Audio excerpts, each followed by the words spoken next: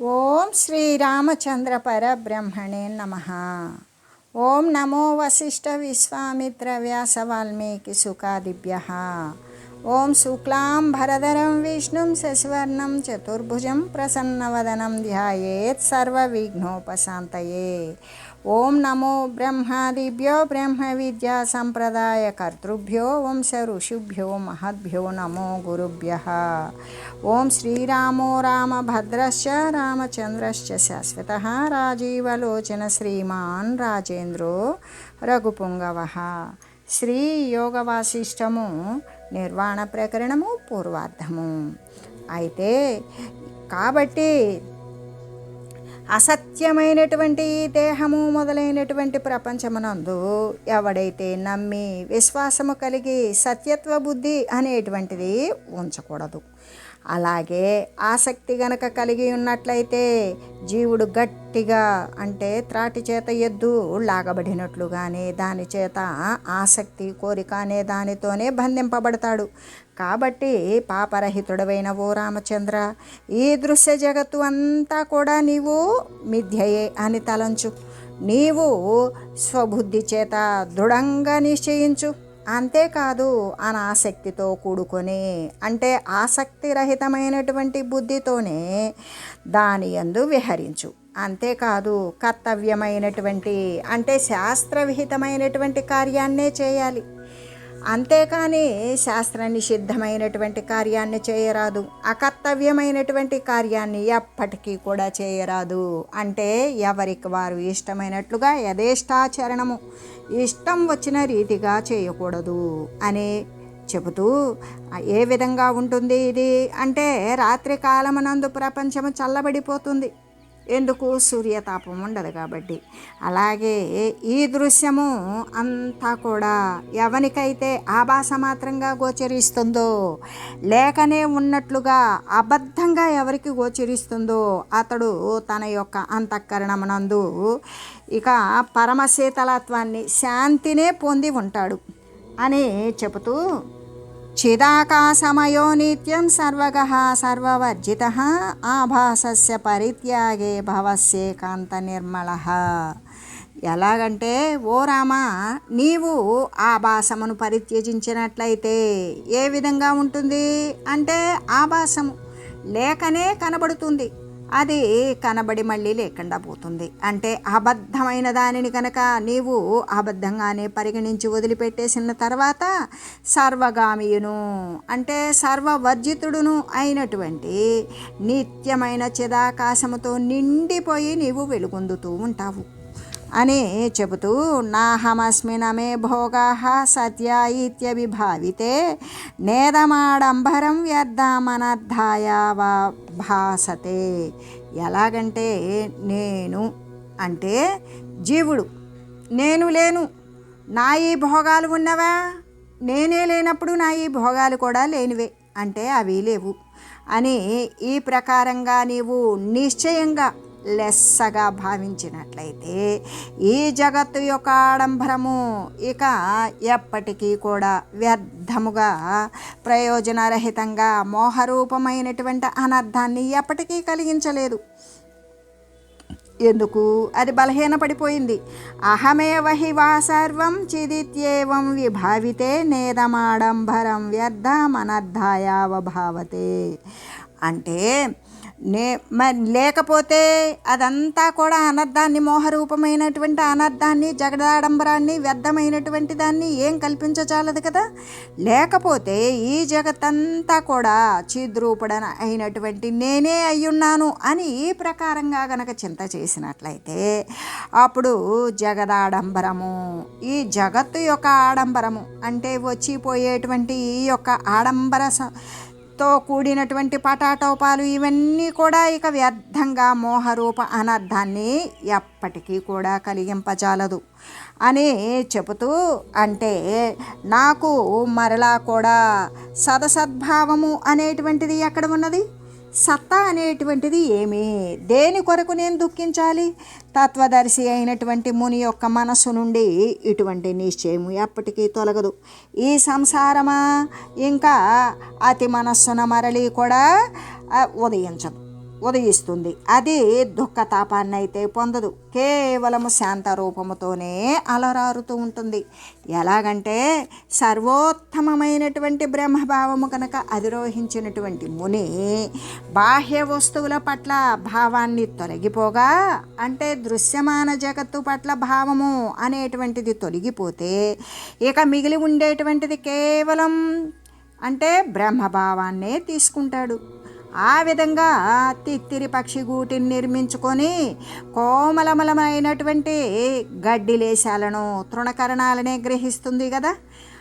ఎందుకు? దాని గూటిలో అది మెత్తగా పెట్టుకోవడం కోసం. అలాగనే బ్రహ్మవేత్త బాహ్య వస్తువుల సారమగు ఈ బ్రహ్మతత్వాన్ని గ్రహింపగోరి ఏ సంసారమనందలి అసారతను కనుక వదిలివేసి అందు ఒకంతైనా సరే కూడా నమ్మకం లేకుండా ఆసక్తిని ఎప్పటికీ కూడా వహించడు.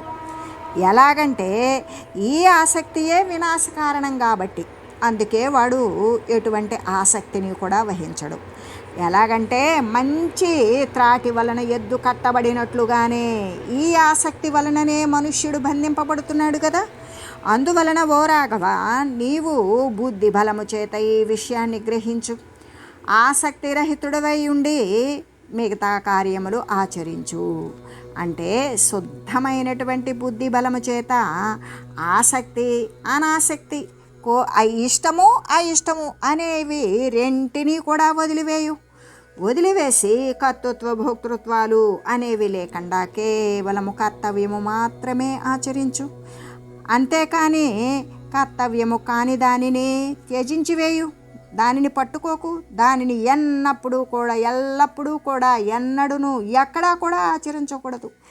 ఈ జగత్తును ఆభాస మాత్రము, ఇది మిథ్యాజనితమే అని గ్రహించిన వానికిది సాంధ్యా జగత్తులాగా, అంటే సూర్యాస్తమయం తర్వాత రాత్రి తర్వాత ఎలా ఉంటుంది?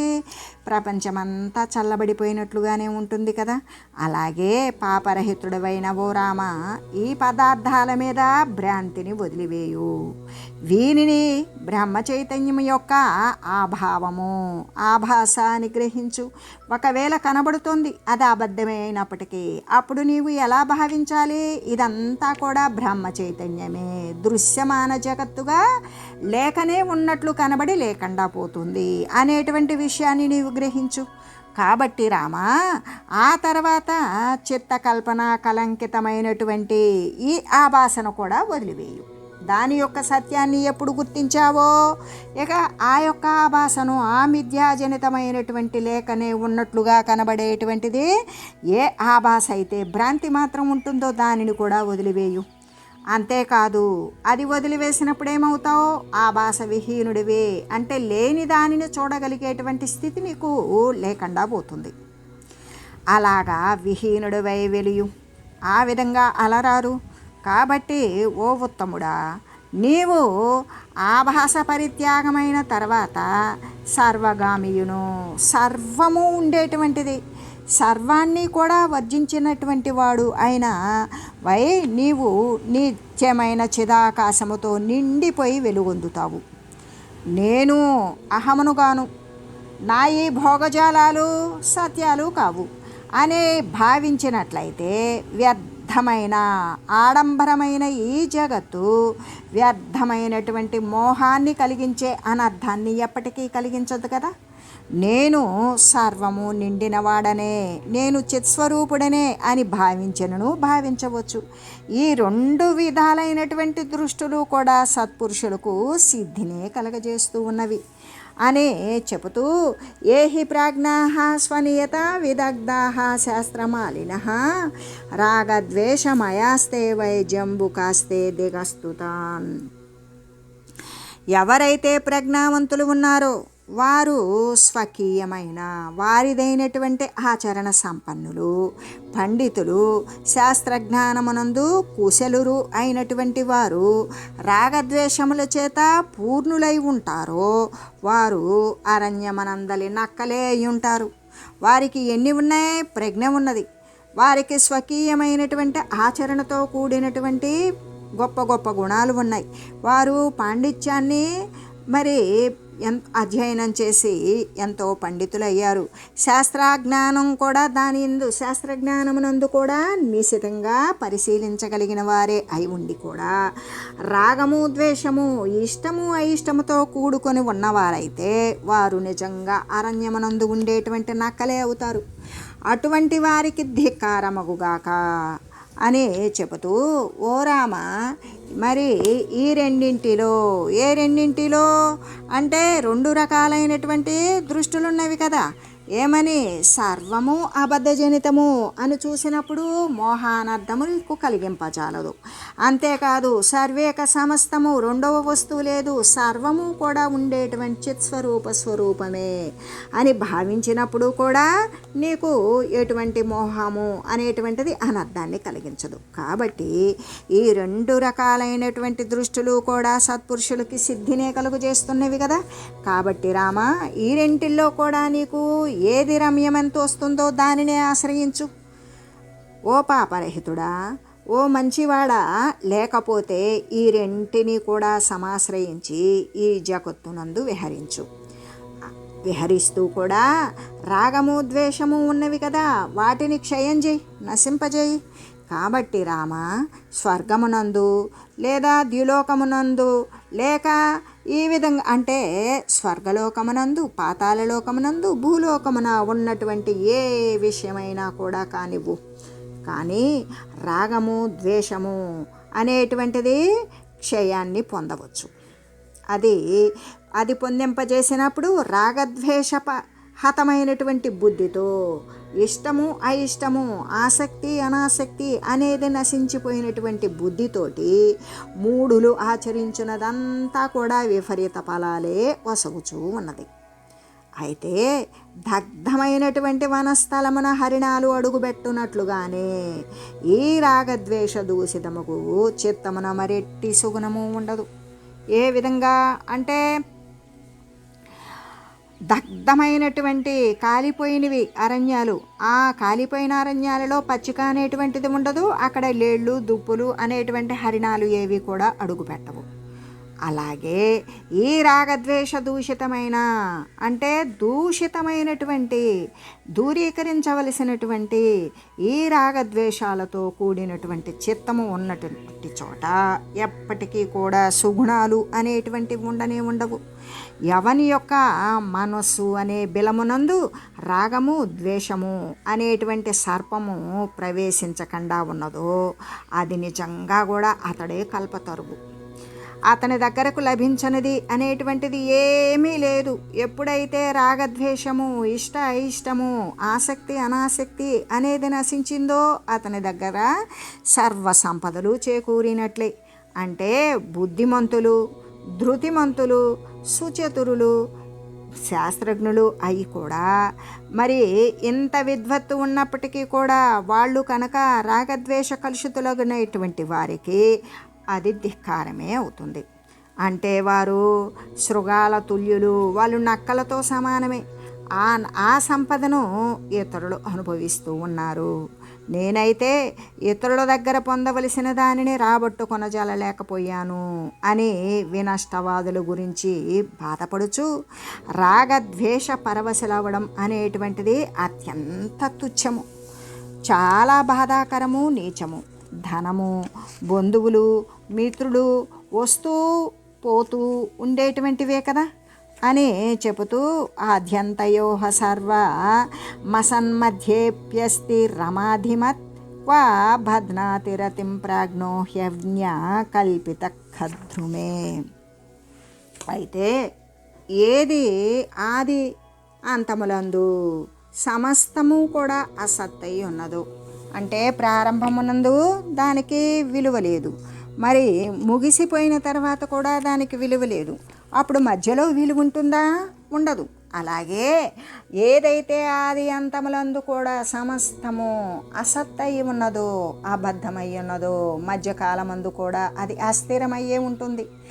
సంతాపము క్లేశముతో కూడుకొనే కనబడుతూ ఉంటుందో అది ఈ మిథ్యా జగత్తునందు ప్రాజ్ఞుడైనటువంటి వాడు ఎలా దానిపైన ఇష్టం కలిగి ఉంటాడు?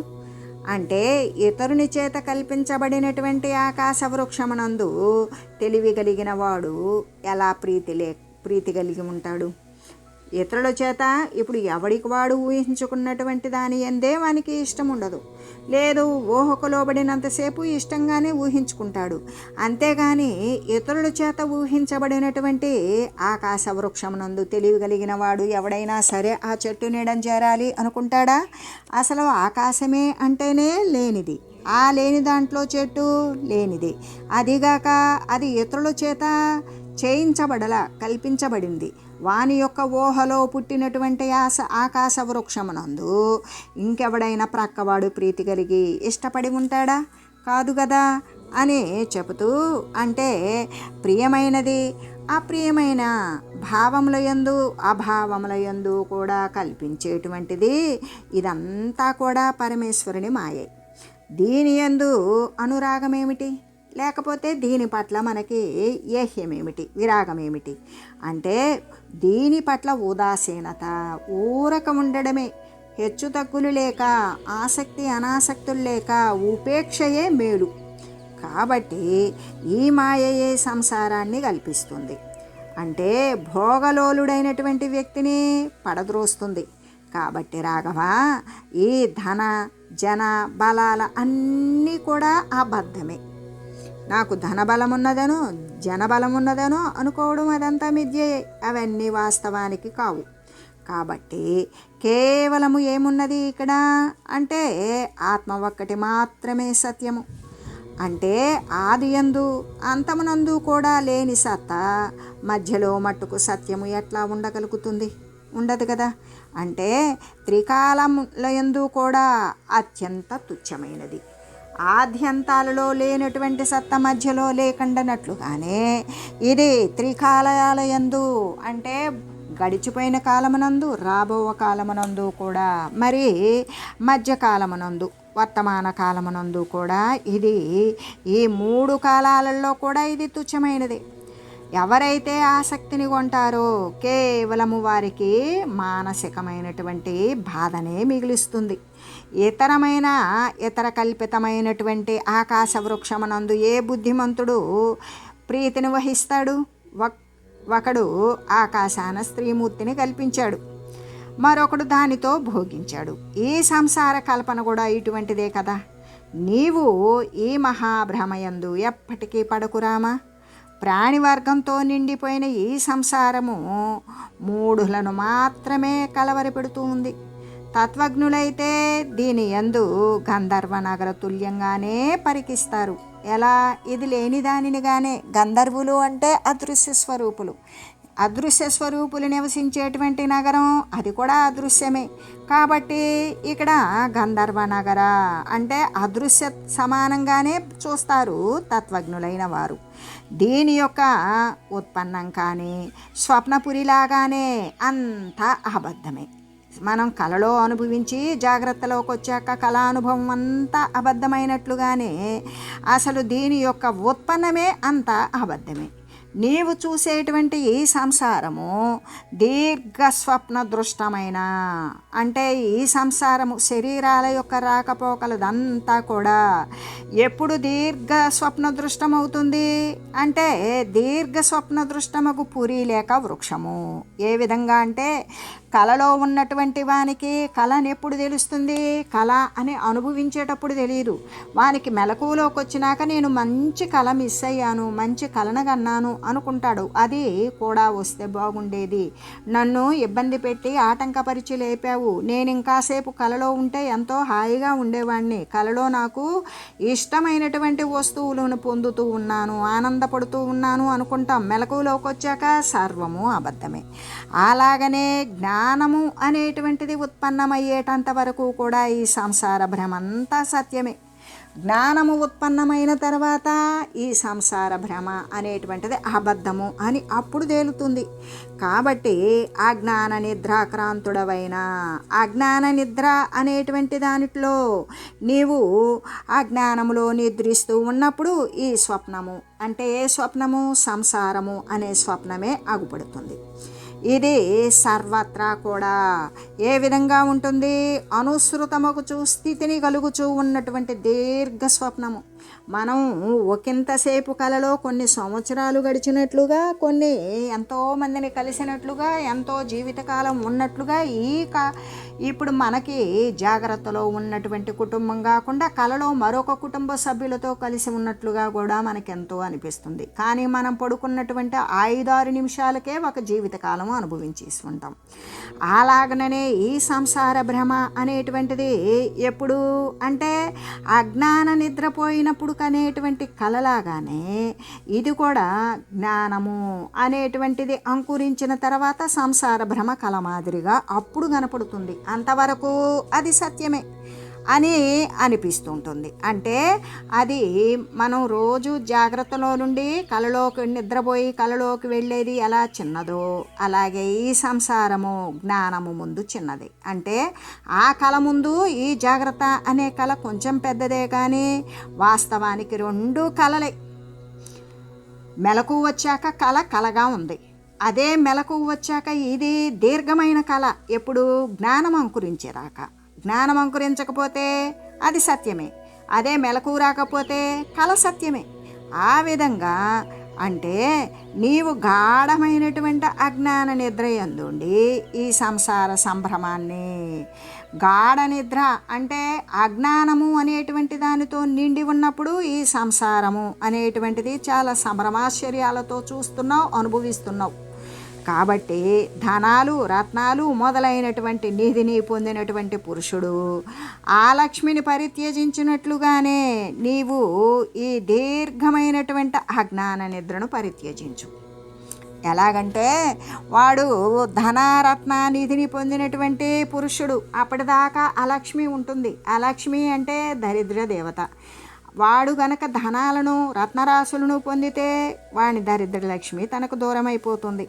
అంటే తన దారిద్ర్యం తన్ను వదిలివేస్తుంది. అప్పుడు వాడు ఎంతో ధనవంతుడై ఉంటాడు, లక్ష్మీపుత్రుడై ఉంటాడు. అదేవిధంగా నీవు కూడా ఈ దీర్ఘమైనటువంటి అజ్ఞాన నిద్రను వదిలివేసావనుకో, అప్పుడు ప్రభాత పద్మంలాగానే సూర్యకిరణాలకి తాజాగా వికసిస్తూ ఉన్నటువంటి కమలములాగానే నీవు సునిశ్చయమైనటువంటి బుద్ధిమంతుడివే అవుతావు. అలా ప్రబుద్ధుడవై సూర్యునిలాగానే చిరోదితమైనటువంటి నిర్వికల్పమును చైతన్య మాత్రమున అయినటువంటి ఆత్మను కూడా నీవు దర్శించు అని తెలియజేస్తూ, అంతేకాదు ప్రబుధ్యస్వ పునః పునరయమ్మయా ప్రబోధ్యసే మహాబాహో పశ్చాత్మార్క మనామయం. ఎలాగంటే ఓ మహాబాహుడమైన ఓ రామచంద్ర, అజ్ఞాన నిద్ర నుండి నీవు మేలుకో మేలుకో మేలుకో అని నేను మరలా కూడా నీకు ప్రబోధం సలుపుచూ ఉన్నాను. కాబట్టి నీవు ప్రబుద్ధుడవై ఉండు.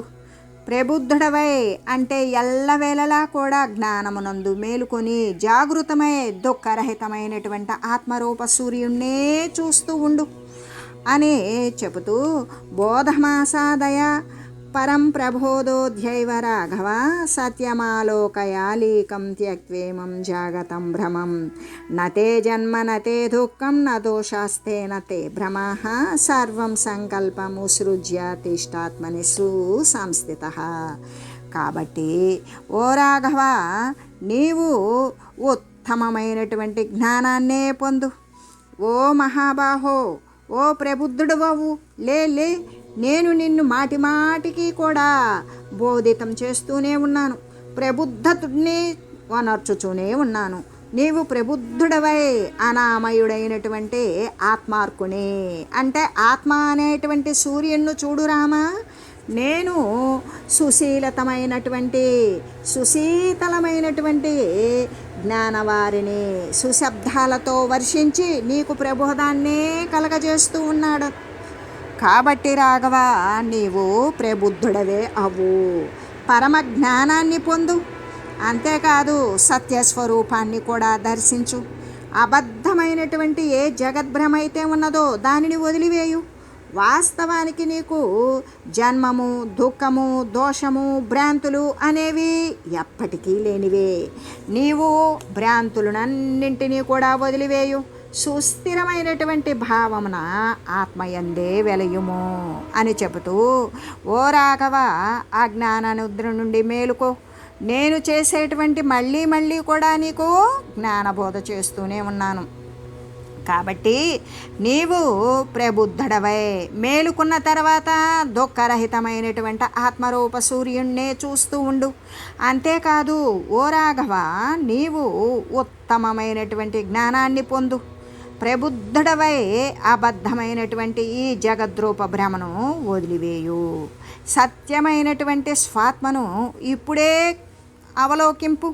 కాబట్టి ఓ రామ, నీకు వాస్తవానికి జన్మ లేదు, దుఃఖము లేదు, దోషాలు లేవు, భ్రమలు లేవు. సమస్త సంకల్పమాన్ని కూడా త్యజించి ఆత్మయందు బాగుగా స్థితుడవయ్యుండు.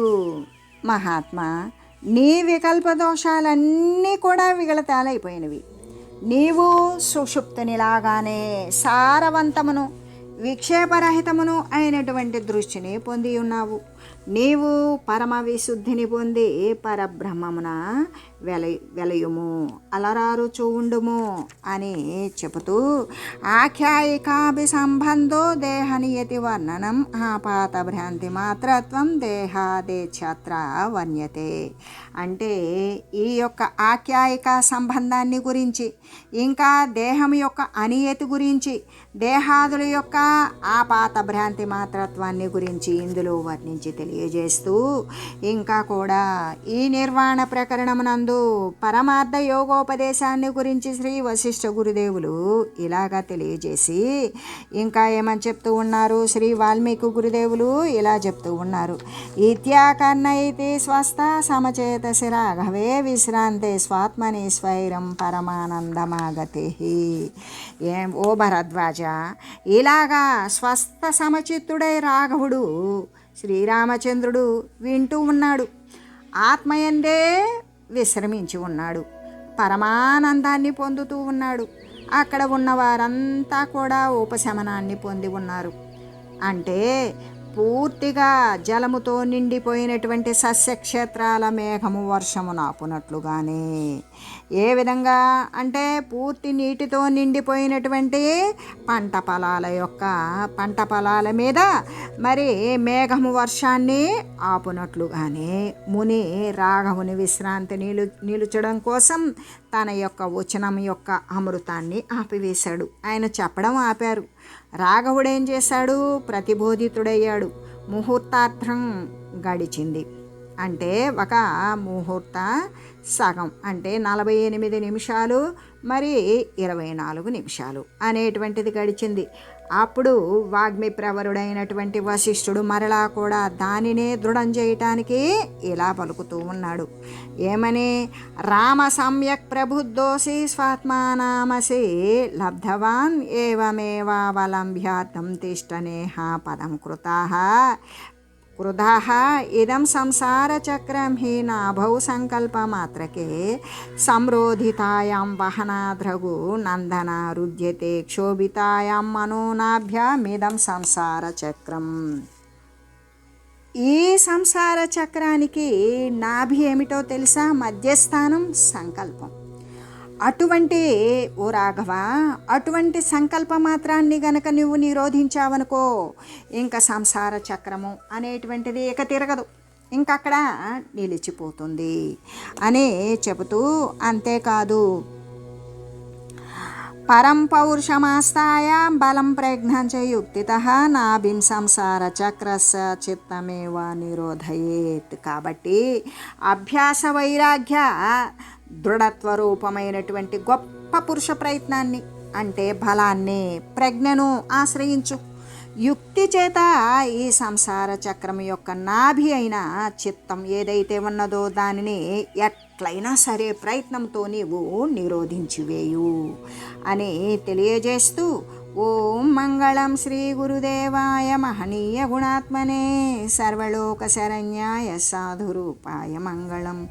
ఓం మంగళం కోసలేంద్రాయ రామాయ రామభద్రాయ చక్రవర్తి తనూజాయ సార్వభౌమాయ జానకీ వల్లభాయ శ్రీరామచంద్రాయ మంగళం. ఓం తత్సత్.